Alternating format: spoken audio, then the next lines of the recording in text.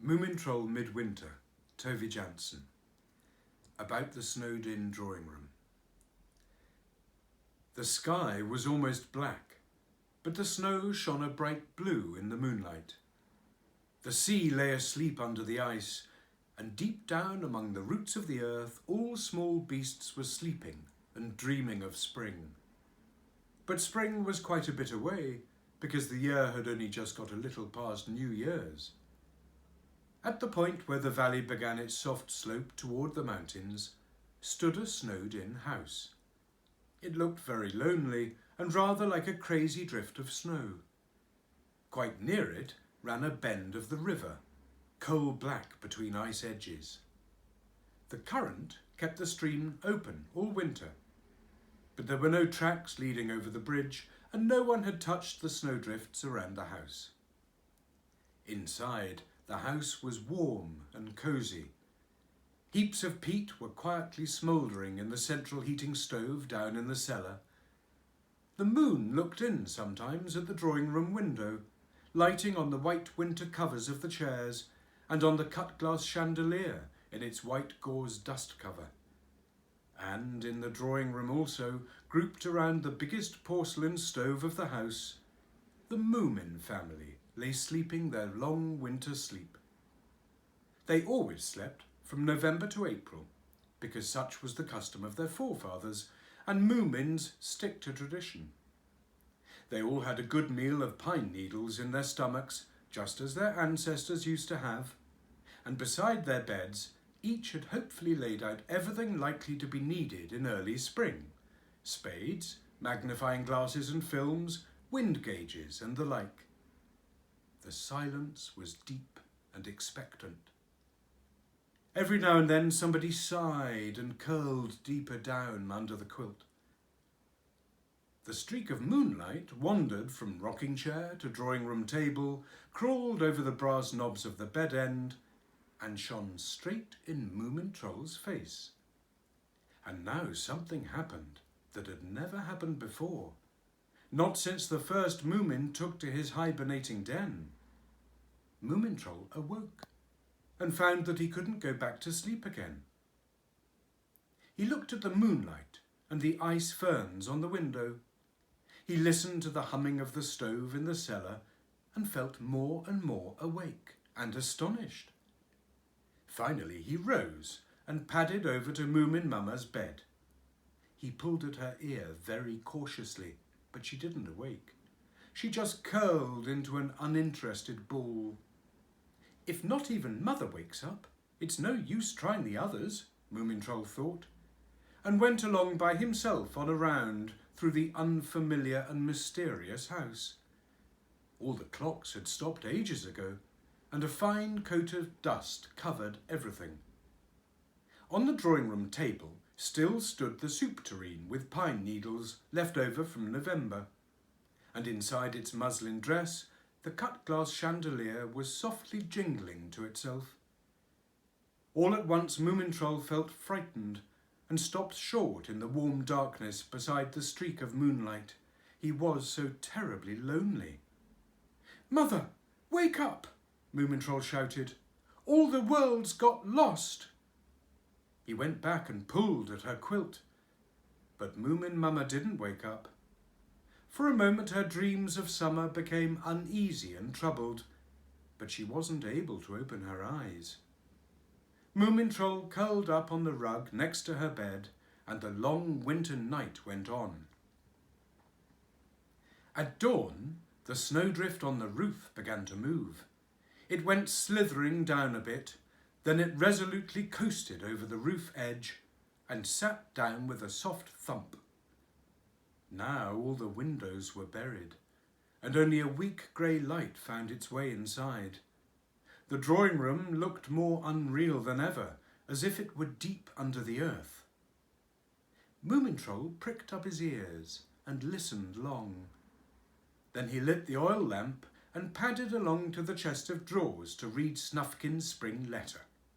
It lay, as usual, under the little meerschaum tram-car, and it was very much like the other spring letters that Snufkin had left behind when he went off to the south each year in October.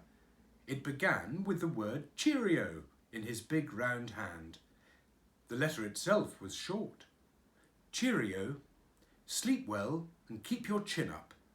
First warm spring day, you'll have me here again. Don't start the dam building without me. Snufkin. Moomintroll read the letter several times, and suddenly he felt hungry. He went out into the kitchen. It too was miles and miles under the earth, as it were, and looked dismally tidy and empty. The larder was just as desolate. He found nothing there except a bottle of loganberry syrup that had fermented, and half a packet of dusty crackers.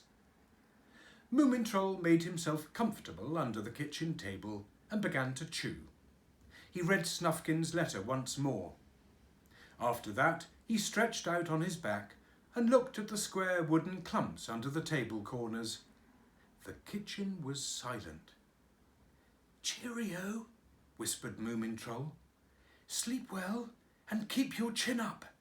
First warm spring day," he said, slightly louder, and then he sang at the top of his voice, "You'll have me here again, you'll have me here, and spring's in the air, and it's warm and fair, and we'll be here, and there we are, and here and there in any year."